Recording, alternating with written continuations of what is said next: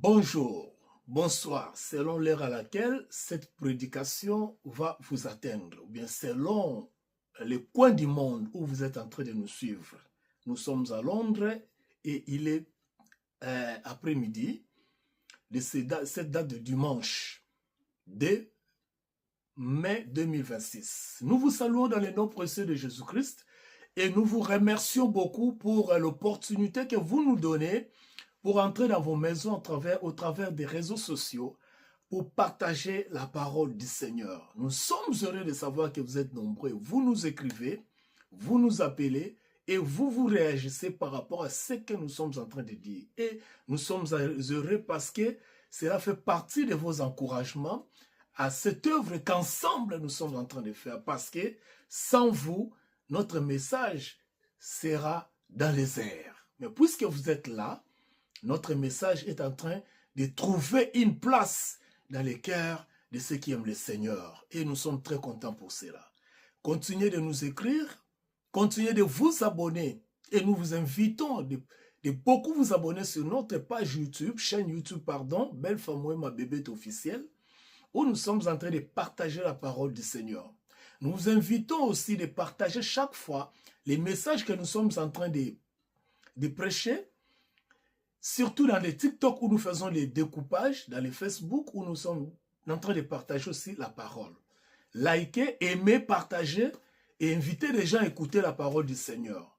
Ça nous encouragera davantage de savoir que nous ne sommes pas en train de battre l'air. Que le Seigneur vous bénisse. Nous allons prier. Père, nous te disons merci pour ce nouveau mois que tu nous as donné, les privilèges de nous approcher encore de toi. Nous te disons merci pour toutes les familles de la terre qui espèrent en toi, pour les frères et sœurs qui comptent sur toi, Seigneur. Merci pour leur santé, leur famille, leurs affaires, leurs relations, leur travail et tout ce qu'ils sont en train de faire. Père, nous sommes heureux de savoir que tu es toujours là avec nous et tu veux que nous soyons dans la communion parfaite avec toi. Une communion qui ne dépend pas de notre nature ou bien de notre être, mais une communion que toi-même tu as établie à travers ton Fils Jésus-Christ. Merci pour l'enseignement d'aujourd'hui. Que mes frères soient bénis, que mes sœurs soient bénies, dans le nom de Jésus-Christ notre Seigneur. Amen. Alléluia. Gloire au Seigneur. Bien-aimés dans le Seigneur, aujourd'hui je voudrais que nous puissions partager un thème, un sous-thème, je ne sais pas moi, que j'ai intitulé « Le plan original de Dieu ». Le plan original de Dieu. Quand nous parlons du plan original, c'est-à-dire Dieu avait un plan original, un plan dans lequel il voulait voir ses enfants être en communion avec lui. En fait, le plan original de Dieu, c'est la communion avec l'homme, avec l'être. Les êtres qu'il a créés. Voyez-vous, Dieu voulait, comme un papa qui vient fraîchement de s'engager dans les mariages, il a besoin de voir les fruits de ces mariages. C'est-à-dire, il aime son épouse et il veut voir qu'il y ait des enfants qui naissent de cette relation. Dieu, dans son plan merveilleux, dans son plan original, il voulait avoir des enfants. C'est ça ce que nous appelons la relativité. Je m'explique. Dieu avait créé des anges avant les hommes. Les anges sont créés avant les hommes. Ils sont plus anciens, plus vieux que les hommes, s'il faut dire dans un langage commun. Néanmoins, les anges, au-delà d'être catégorisés en 3 catégories, c'est-à-dire les anges, les archanges et les chérubins, le Seigneur avait voulu qu'il y ait un être semblable à lui, un être par lequel il serait en parfaite communion et en parfaite communication. Parce que les anges sont des êtres, mais qui ne sont pas en parfaite communion avec Dieu. Je vais m'expliquer. C'est-à-dire, les anges sont des êtres commandés, programmés. Les anges ne font que ce que le Seigneur leur demande. C'est comme la télécommande de la télévision dont j'ai entre mes mains. Avec cette télécommande, je commande la télévision selon ma volonté. Et la télécommande ne fait faire que ma volonté. la télécommande ne fait pas autre chose que celle qui lui a été assignée. C'est-à-dire, la télécommande a pour objectif d'accomplir ma volonté selon la création, la fabrication. Voyez-vous? C'est-à-dire, Dieu n'a pas créé les anges pour contester sa volonté. Alors, puisqu'il n'y a pas la contestation de la volonté de Dieu chez les anges, Dieu avait jugé bon de voir un être qui pourrait, quelque part, lui contredire. Voyez-vous? Qui pourrait faire autre chose que ce que font les anges. Parce que les anges sont programmés comme ça. Du matin au soir, ils sont là, saint, saint, saint, saint, saint, saint.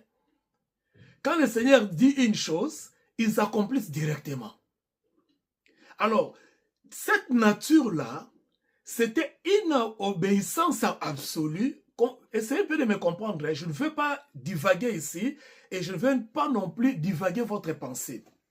Alors, le Seigneur voulait que, non, ces anges m'obéissent à 100%, non parce qu'ils ont une volonté à m'obéir, mais parce qu'ils ont été créés comme ça, rien que pour m'obéir. C'est-à-dire, ils n'ont pas l'autre face de l'obéissance. L'autre face de l'obéissance, c'est la désobéissance. Les anges n'ont pas l'autre face de l'obéissance. Ils n'ont qu'une face de l'obéissance qui est obéissance totale. Alors, Dieu ne sentait pas en lui les êtres qui lui étaient semblables. Voilà pourquoi il a dit un jour, créons un homme à notre image selon notre ressemblance. C'est-à-dire, il voulait des êtres qui pouvaient lui ressembler par rapport à sa nature, par rapport à son être. Et pourquoi il voulait ces hommes-là? Parce qu'il voulait être en communion avec ces hommes-là et comprendre pourquoi ceux-ci ont en eux une autre volonté que celle des anges. Parce que les anges ont seulement la volonté qui reste à obéir. Voilà pourquoi Dieu a créé l'homme. Dieu n'a pas créé l'homme pour que l'homme devienne un instrument de manipulation d'un autre homme. Il n'a pas non plus créé l'homme puisqu'il soit dominé, pour qu'il soit dominé par un autre homme. Dieu a créé l'homme pour sa propre volonté. La Bible dit dans l'Apocalypse que le Seigneur a créé toutes choses par son plaisir. C'est-à-dire, chaque fois que Dieu est en communion avec l'homme, il se sent heureux. Il se sent, Dieu a le plaisir de voir qu'un être qui lui ressemble par rapport à la volonté est en train de communier avec lui. Dieu a créé l'homme pour qu'il demeure dans l'homme afin que la communion avec l'homme soit éternelle. Parce que Dieu ne demeure pas dans les anges, bien qu'il soit spécial, beau, puissant, je ne sais pas moi comment, saint, mais Dieu ne les a pas créés pour demeurer en eux. Dieu a choisi de créer l'homme pour demeurer en l'homme. Et en demeurant en l'homme, automatiquement, il trouve plaisir, il sent le bonheur d'avoir créé l'homme. C'est comme un papa qui se réveille un matin, il voit son fils, il est heureux de voir ça, il voit le bonheur, il est dans la joie de voir que voilà, je procréais, je donnais naissance à un fils. Voyez-vous, c'est pour cette raison-là que Dieu a créé l'homme. Il a essayé de coopérer avec l'homme dans le jardin d'Éden. Il a essayé de communier avec l'homme dans le jardin d'Éden. Adam. Chaque fois, Dieu était avec lui. Oui, Dieu collaborait avec Adam. Et c'était un moment de plaisir, un moment de bonheur jusqu'à ce que l'homme échoue. Et pourquoi l'homme avait échoué? Parce que l'homme avait la volonté, contrairement avec les anges. Contrairement aux anges, l'homme avait la volonté. Les anges, eux, ils obéissent directement par rapport à la nature qu'ils ont en eux. Tandis que l'homme, de l'autre côté, il avait la réflexion, il avait la pensée et il avait la volonté. C'est ce qui a poussé l'homme à échouer. C'est ce qui a poussé l'homme à ne pas obéir à Dieu. Et cela n'a pas surpris Dieu parce que Dieu le savait. Au fait, c'est lui qui voulait ainsi. Parce qu'il voulait voir un être avec la volonté. Puisqu'il le voulait ici, il n'était pas surpris. Néanmoins, il devait toujours maintenir son plan original. La chute de l'homme n'a pas changé le plan de Dieu. Ok? La chute de l'homme dans le jardin d'Éden n'a pas changé le plan de Dieu.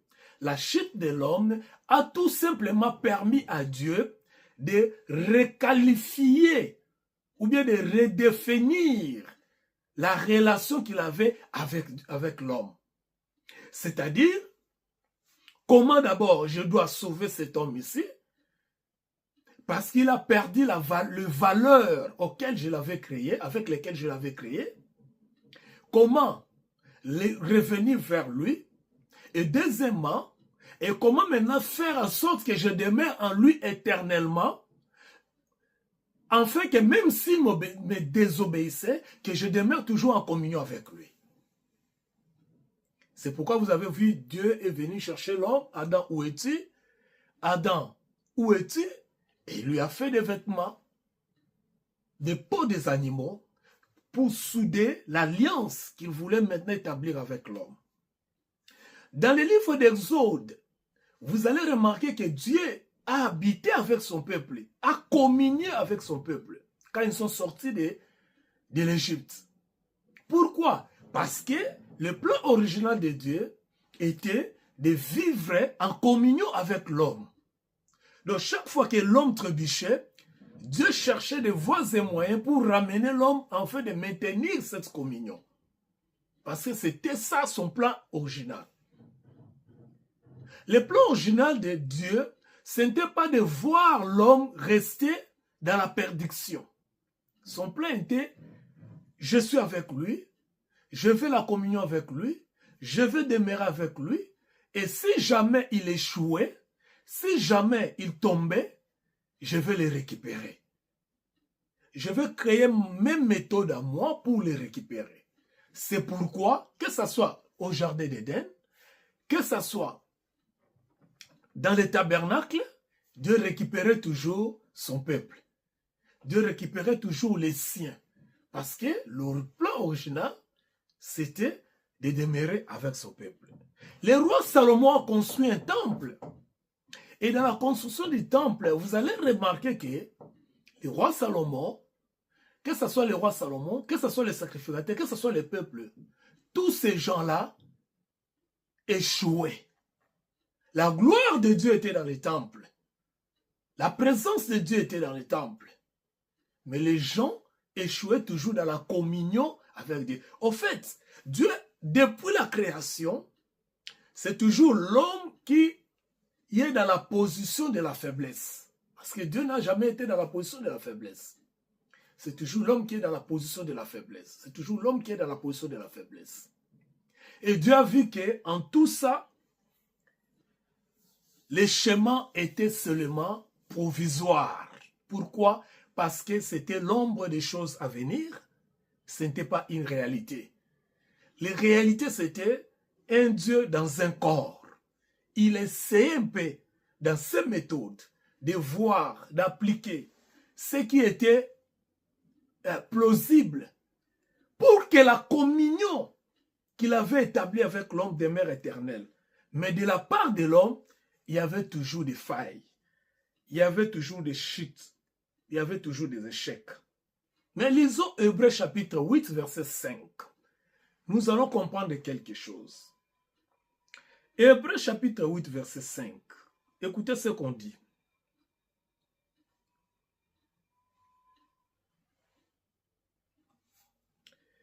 Lesquels célèbrent un culte, image et ombre des choses célestes, selon que Moïse fut divinement averti lorsqu'il construit le tabernacle. C'est-à-dire, quand Moïse avait construit le tabernacle, c'était l'image céleste de la demeure de Dieu parmi les hommes. Voyez-vous, quand il a construit le tabernacle, c'est-à-dire Dieu voulait demeurer en eux, avec eux. Dieu voulait vivre avec eux. Et soin nous fit-il dit de tout faire d'après le modèle qui a été montré sur la montagne. Donc le tabernacle dans l'Exode, c'était un modèle. Mais maintenant, verset 6, il a obtenu un ministère autant supérieur qu'il est le médiateur d'une alliance plus excellente qui a été établie sur les meilleures promesses. L'alliance qui est établie sur de meilleures promesses, c'est quelle alliance? C'est-à-dire tout ce que les gens faisaient avant, tout ce que Dieu voulait des personnes, tout ce que Dieu attendait des hommes, des humains, des êtres et de ses créatures, c'était une communion par rapport à son plan initial qui était, à son plan original, qui était de demeurer dans l'homme. Mais puisque cela ne marchait pas, apôtre Paul plus tard vient nous expliquer maintenant une réalité que nous avons souvent oubliée. D'abord dans Colossiens chapitre 2, Colossiens chapitre 2, dans son verset 17, écoutez, Colossiens 2, 17 nous dit, c'était l'ombre des choses à venir. Donc, que ce soit les tabernacles, que ce soit les jardins d'Éden, c'était l'ombre des choses à venir, mais le corps est en Christ. Le corps, ici, on parle, ce n'est pas le corps physique, notre corps, non. Parce que le plan de Dieu, ce n'était pas dans le physique. C'était que dans le spirituel, que nous puissions être en parfaite communion avec lui. Souvenez-vous quand il a dit à Adam, le jour où tu en mangeras, tu mourras. Adam a mangé, il n'est pas mort physiquement, mais il est mort spirituellement. Ce qui veut dire, le plan de Dieu de demeurer dans l'homme, c'était d'abord dans l'esprit, dans le spirituel que nous demeurons avec lui, afin que la communion ne puisse pas se séparer, ne puisse pas s'arrêter, ne puisse pas... Écoutez ce que Galates chapitre 3, verset 27 dit. Galates 3, verset 7. Puisque, la Galates, nous d'abord lisons, vous tous qui avez été baptisés en Christ, vous avez revêtu Christ. Je relis. Vous tous qui avez été baptisés en Christ, vous avez revêtu Christ. C'est-à-dire, dans ce plan merveilleux de Dieu, puisque c'était spirituel, et que dans des méthodes physiques, jardin d'Éden, tabernacle, temple de Salomon, c'était physique, Dieu voulait maintenant revêtir les gens d'un être qui est spirituel, appelé Christ, afin que la communion avec lui soit éternelle, parfaitement éternelle. La communion que Dieu voulait avec les hommes ne pouvait pas se faire, ou bien ne pouvait pas demeurer dans le contexte physique du jardin d'Éden qui avait échoué, du tabernacle qui avait échoué, et du temple de Salomon qui avait échoué. Vous savez, le temple a été détruit. Les tabernacles n'existent plus sur le plan physique. Les jardins d'Éden, n'en parlons pas. Maintenant, puisque les hommes doivent rester dans le plan, dans le contexte du plan original de Dieu, qui est de demeurer en eux, Dieu a choisi maintenant un plan merveilleux qui est spirituel et qui est éternel, les mystères en Christ. Et ces mystères en Christ consistent à quoi? Consiste tout simplement à être baptisé en Christ, c'est-à-dire de croire en Christ, de naître de nouveau en Christ. Puisque quand vous naissez de nouveau en Christ, vous avez la parfaite communion avec Dieu et cette communion ne s'ébranle jamais. Cette communion est éternelle, cette communion vous permettra d'être toujours en contact avec Dieu, cette communion vous permettra d'être lié avec Dieu pour toujours sur le plan spirituel. C'est-à-dire, vous êtes devenu enfant de Dieu, et puisque vous êtes enfant de Dieu, rien ne peut vous retirer cette qualification, cette position, cet ADN que vous avez revêtu en Christ qui vous permet maintenant d'être en communion avec Dieu. C'est pourquoi Vous priez n'importe où. Vous parlez de Dieu partout. Vous le sentez. Quand on cite le nom de Dieu, vous sentez, vous êtes dans la joie. Quand on parle de Dieu, vous êtes dans la joie. Si réellement vous êtes né de nouveau. Parce que l'Esprit de Dieu qui est en vous est en train de régénérer des choses spirituelles en vous. Et dans la régénération de ces choses spirituelles, vous avez la paix, vous avez la joie. Même là où les gens sont en train de souffrir, vous avez la paix. Même quand vous êtes malade, vous avez l'espérance que oui, je serai guéri. Même si vous n'avez pas à manger, vous espérez. Même si vous êtes abattu, mais vous sentez toujours que Dieu est à côté de vous. Même si les gens parlent mal contre vous, vous sentez toujours que moi je suis un enfant de Dieu. Dieu ne m'a pas abandonné. Même si les choses ne marchent pas, mais vous avez de l'espérance. Même si les gens disent de vous tout ce qu'ils peuvent dire. Quelque part, quand vous restez, vous sentez que je suis un enfant de Dieu. Et c'est là, c'est la communion que Dieu voulait dans son plan original. C'est ça le plan de Dieu qu'il voulait dès le commencement. C'est-à-dire, toi et moi, nous soyons en parfaite et éternelle communion avec lui au travers les mystères de Christ. C'est pourquoi, bien aimés, nous ne cesserons de prêcher que Jésus-Christ. Jésus-Christ crucifié, parce qu'au-delà de tout ce que nous pouvons avoir besoin dans ce monde, nous devons savoir que nous devons demeurer dans la communion avec Dieu. Parce que c'est dans la spiritualité, dans l'esprit d'abord que nous vivons, qui va régénérer des choses qui sont dans nos besoins. Et il a conclu pour dire, fais de l'Éternel tes délices, et lui l'Éternel, il te donnera des choses que ton cœur désire. Que le Seigneur vous bénisse. Jusqu'à ce que nous puissions nous revoir, restez dans